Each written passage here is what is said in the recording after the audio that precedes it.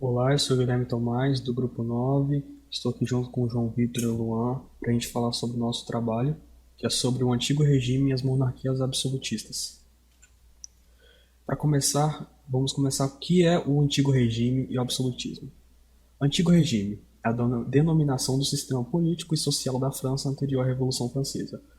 Ou seja, no degrau mais alto estava o rei que governava segundo a teoria do direito divino, no qual afirmava que o poder do soberano era concedido por Deus. Então, tudo que era antes da Revolução Francesa é considerado antigo regime, ou seja, é lógico que na época eles não se consideravam, isso só veio a ser depois, com historiadores, porque no momento não se chamava antigo regime, mas aí se deu esse nome. E o absolutismo se baseia no sistema político, onde o poder se encontra nas mãos do rei. Surgiu com a formação das monarquias nacionais, como Portugal, Espanha, Inglaterra e França.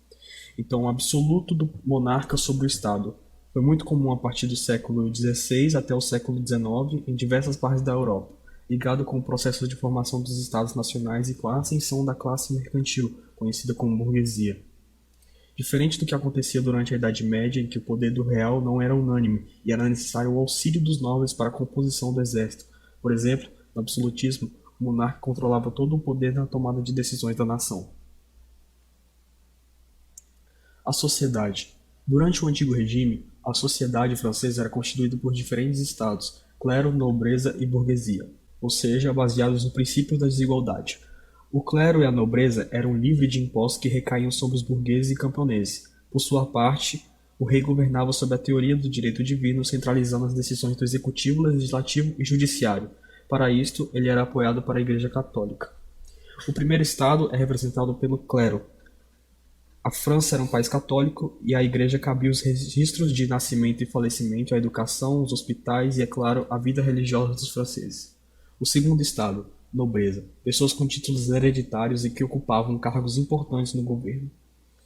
Os nobres eram proprietários de terras e viviam exaltando o luxo. A fim de não rivalizarem com o poder do rei, haviam sido cotados pelo monarca para viver em Versalhes, a corte francesa. Terceiro estado. Na base da sociedade francesa estavam as pessoas comuns, o terceiro estado, que correspondia a 95% da população. Ou seja, nessa classe estavam os burgueses ricos, comerciantes e profissionais liberais. Nessa camada também estavam os camponeses e criados nobres, que enfrentavam dificuldades para manter condições mínimas de sobrevivência, como alimentação e vestuário. Aqui está uma pirâmide de como que era a sociedade estamental.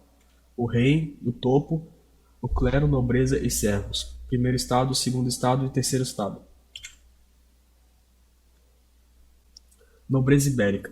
A nobreza cresceu no decorrer dos séculos XVI e XVII, com a ampliação das fileiras da fidalguia ibérica. A fortuna nobiliárquica fundava-se basicamente em posses de terra, e sobre os plebeus recaía toda a carga tributária da sociedade em que se afirmava a inspiração à fidalguia e a seus privilégios. Como eu já havia falado, os clérigos eram isentos de impostos e ficava só para o terceiro estado recaído toda a questão de impostos. Mão de obra indígena e o tráfico. O descobrimento das ricas minas de ouro e prata no México impulsionou a conquista da América pelos espanhóis. Ou seja, entre 1519 e 1540, praticamente todo o território continental da América Central estava nas mãos dos espanhóis.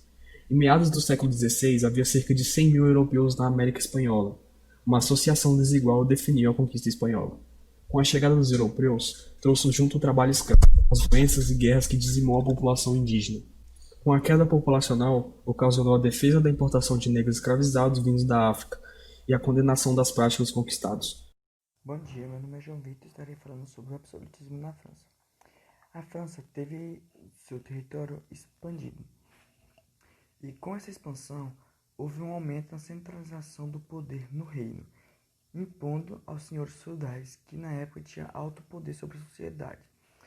Logo, anos depois, foi criado um dos Estados Gerais, em 1302, representado por clero, nobreza e não pertencentes das outras duas classes, que eram burgueses e pequenos trabalhadores. Com a Guerra de 100 Anos, impulsionou a necessidade de um comandante militar e econômico. O poder foi oferecido ao rei, que teve como consequência um poder absoluto. Para garantir a continuidade desse poder, o rei defendeu a soberania sobre o território francês e a hegemonia católica. o que teve como consequência a revolta calvinista, que os calvinistas tiveram que ir para a Suíça durante esse tempo e tiveram com as suas reuniões clandestinas uma revolta, o que ocasionou a Noite de São Bartolomeu, que, como consequência, houve a morte de 300 mil pessoas francesas. Com os conflitos religiosos tiveram seu fim no reinado de Henrique IV, que assinou o Edito de Nantes, que colocavam como predominante a religião católica, mas deixando que os calvinistas tivessem as suas reuniões não sendo clandestinas.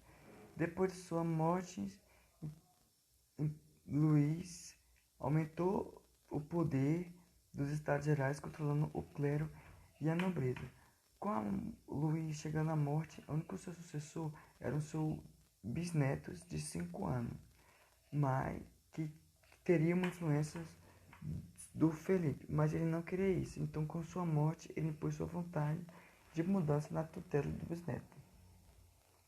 Agora, irei falar sobre o absolutismo do inglês. Coloquei 4 tópicos importantes aqui. O fortalecimento do Estado monárquico.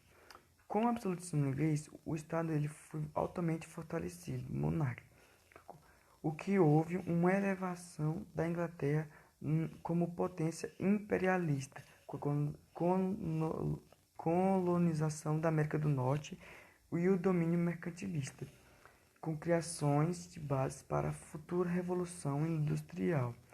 O absolutismo inglês iniciou com a dinastia Tudor e se encerrou com a dinastia do governo Jaime II.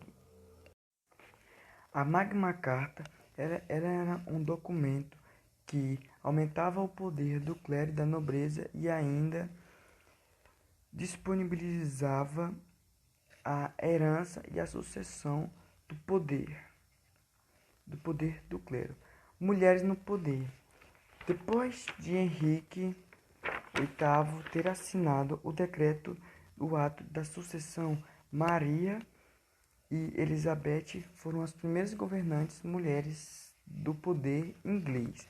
Elizabeth como uma das melhores governantes da Inglaterra, tendo um alto poder sobre os mares e o comércio marítimo. E é só isso.